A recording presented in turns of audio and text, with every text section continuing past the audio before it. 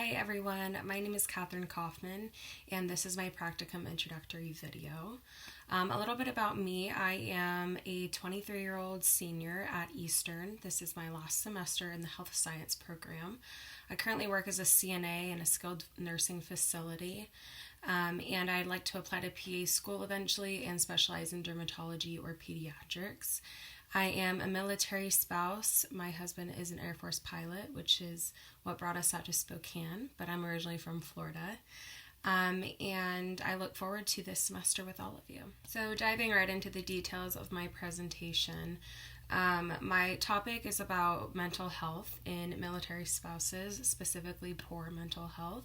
I think it's important to represent a population that I am a part of, and it's a large issue, and I couldn't think of a better way to support this type of problem.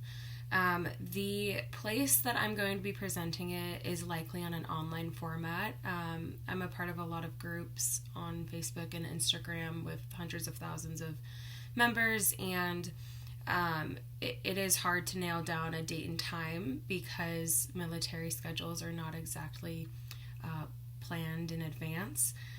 So I'm still trying to figure out the time, but I do think that it's going to be on an online format. My mentor is my sister-in-law, Jory. She is also a military spouse and a pilot wife.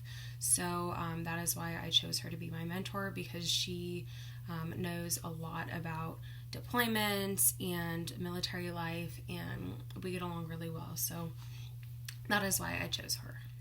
So my anticipatory hook is going to be based on an emotional one. It'll be an open discussion for general feelings as a military spouse, feelings before and during deployments, as well as how those around us may not understand our feelings or how to help us deal with them.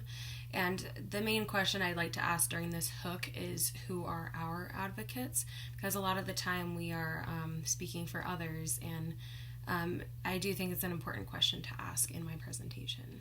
For the modeling section of my practicum, I have that learners will learn how to identify signs of poor mental health and respond effectively with supportive methods by watching the instructor's example. So supportive methods could mean positive forms of communication or just sharing of available resources. For independent practice, I have that learners will create their own scenarios, either entirely made up or based on their own previous experiences, and practice newly learned methods in small groups of people. For the guided practice section, I have learners will practice identifying signs, prevention techniques, communication, and knowledge of resources with teacher guidance in the form of PowerPoints, videos, and worksheets. So lastly, I have monitoring and adjusting. End-of-lesson quizzes can be used to check learner understanding and to make sure that everyone is on the same page. We can also use exit surveys. If the quizzes and surveys present poor results, then the instructor, myself, can adjust the material and or the delivery methods.